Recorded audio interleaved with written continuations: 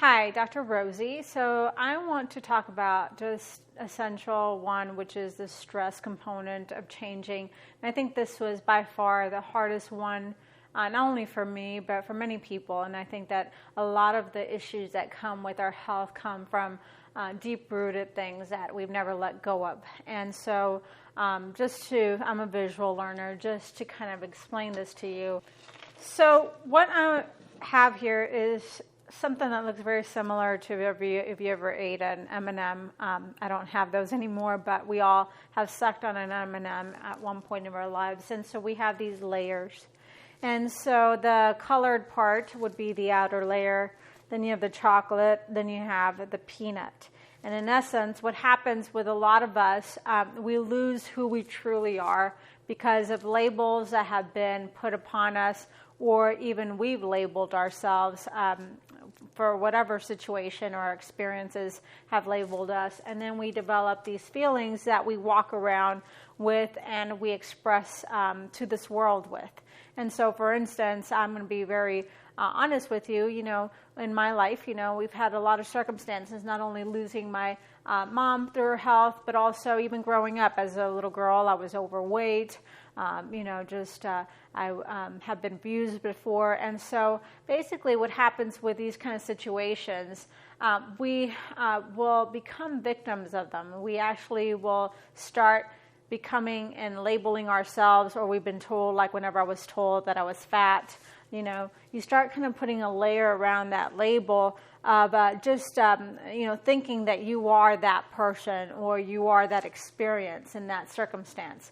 And so then before you know it, you start basing your feelings on that. So we become depressed, we become unhappy with ourselves, we become a victim, whatever the situation is. And we all have our circumstances we've been through. And so what has to happen is we have to go back and be the nut, going back to the M&M analogy, the nut that God created us to be, the really true you. And that's the thing, is it's kind of like this process is unveiling, and each layer you take off, you're basically exposing the true you are, and you become back that authentic self that God created you to be.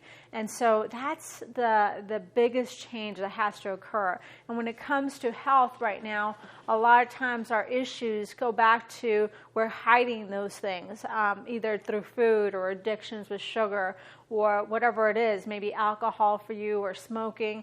And that's what's creating the biggest issue, is that we haven't really gotten back to the true root cause of the problem. So I think if we're going to make any change at all, it's starting to unveil those things that are creating this issue.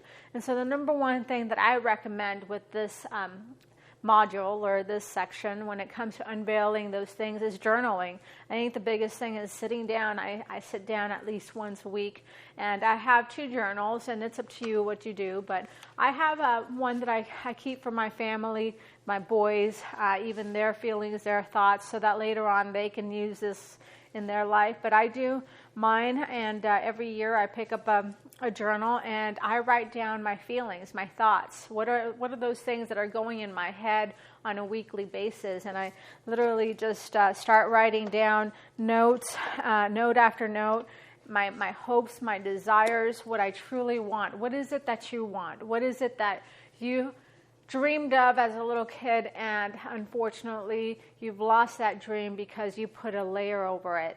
You somehow told yourself that you can't do that. And I think and I get emotional with this topic, because how dare you let the enemy take that away from you? A thief comes to lie, steal, and destroy, but Jesus comes to give us life in abundance. And this purpose of what we're doing here is so that you can become that potential that God created you to be. And that's what this is all about. It's removing the stinking thinking, the layers. And it's all of us have those things that we need to get rid of and then replace with truth. So on one side of the paper, you can put the things that you think, and on the other side of the paper, you think of those things that your actual re-empowering belief. So you put the lie and then the empowering truth. So for instance, if you say, well, I don't have the finances for something, or I'm too fat, or I'm too tired, So that's the lie. That's a stinking lie. And then you have the truth. And I think that the biggest reason we need to do these changes that we're going to continue to build up on is having a true why, and that's your purpose. And so then after you've replaced those feelings, you go back and revisit your why. And for me, like my why, I shared with you in this beginning of this, is my mom. You know, she died when she was in her early 50s, and then my sister. My why is I anchor to those things because I don't want to be the person that doesn't have the ability to go play with my grandkids or go do the things that I want to do with my husband when we retire. I want to be there for the long haul. So your why has to be big enough, and then the how is secondary.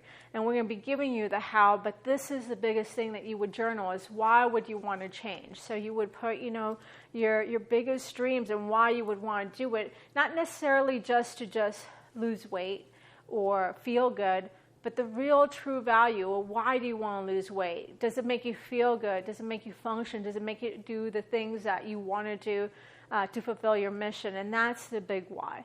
And so I really recommend that you journal, number one, that you start finding out what you truly want in life and start removing the stinking thinking. And that could be even with your words. I think words are very powerful.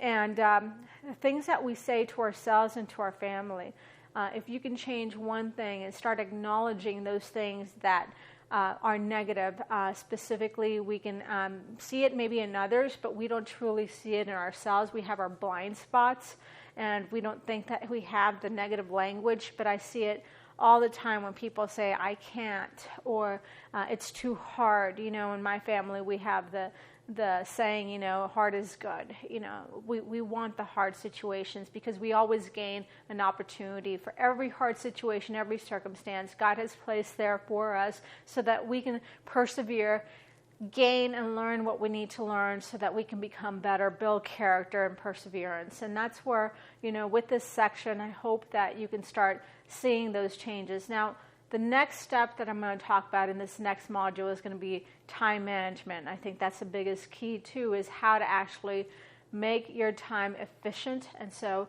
join us for this next section.